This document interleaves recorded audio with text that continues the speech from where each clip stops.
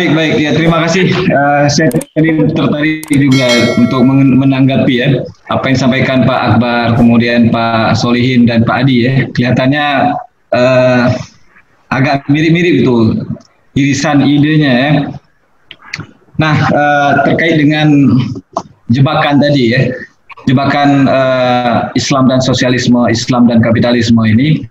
Sebenarnya kalau saya lihat, saya perhatikan teman-teman ini justru kita sendiri yang menjebak diri sendiri sebenarnya.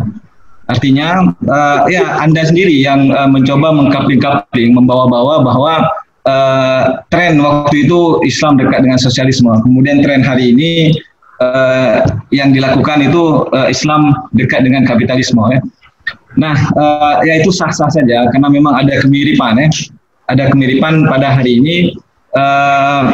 Kita mengarah ke kapitalisasi ya.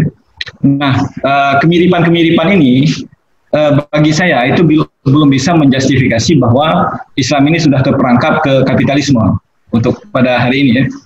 Karena kapitalisme itu kalau kita pahami doktrin-doktrinnya itu agak berbeda dengan apa yang kita lakukan pada hari ini ya. Jadi ada kemiripan, tapi bukan sama. Jadi ya kemiripan ini ya sekedar aksidental sifatnya. Mungkin ya mirip saja, tapi bukan berarti itu bersumber dari dasar yang sama. Nah, jadi ini juga yang coba dibawa oleh ilmuwan-ilmuwan Barat ya ketika melihat fenomena ekonomi Islam ini muncul. Nah, jadi justru mereka sudah dari awal itu coba menggiring diskursus ekonomi Islam ini dan juga menggiring pemikir-pemikir yang terlibat di dalam diskursus ekonomi Islam ini agar setuju dengan jebakan mereka bahwa Islam ini dekat dengan kapitalisme atau Islam ini dekat dengan sosialisme. Dan saya pikir kebanyakan dari ilmuwan kita sudah termakan isu itu ya ataupun ide tersebut ya. Sehingga kita kemudian mengatakan bahwa Islam ini ada kemudian buku Islamic Capitalism ya, Islam kapitalisme Islam itu ditulis oleh Prof. Murad ya.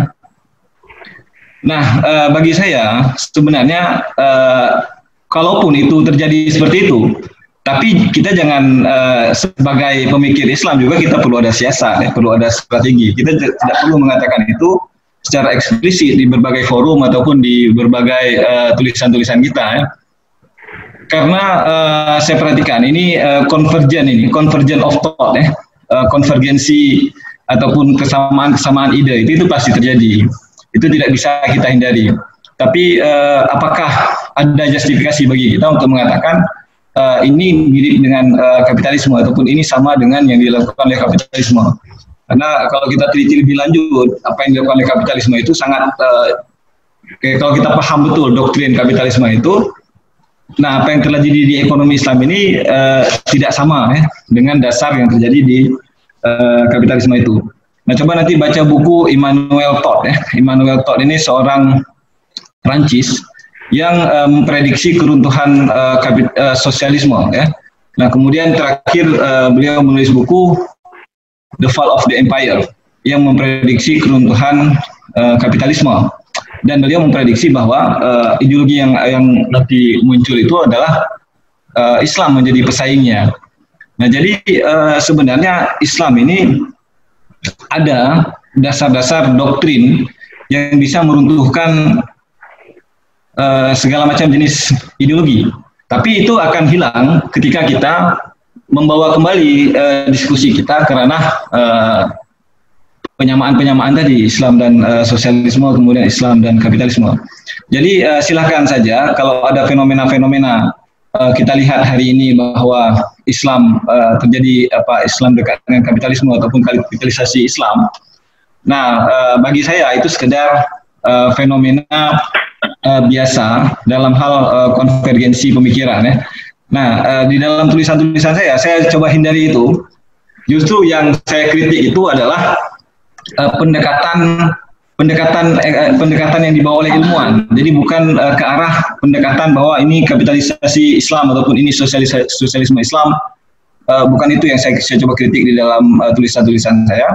Saya coba mengkritik kita ini kurang serius membangun fondasi.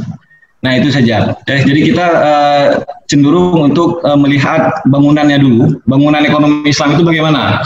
Kita langsung menghayal tentang bangunan itu, tapi fondasinya kita tidak bangun. Fondasinya kita tidak kembangkan. Nah, jadi yang harus dilakukan saat ini adalah kita diskusi tentang fondasi ekonomi Islam dulu, dasar-dasar ekonomi Islam. Sebelum kita menghayal bangunan yang akan kita bangun itu seperti apa.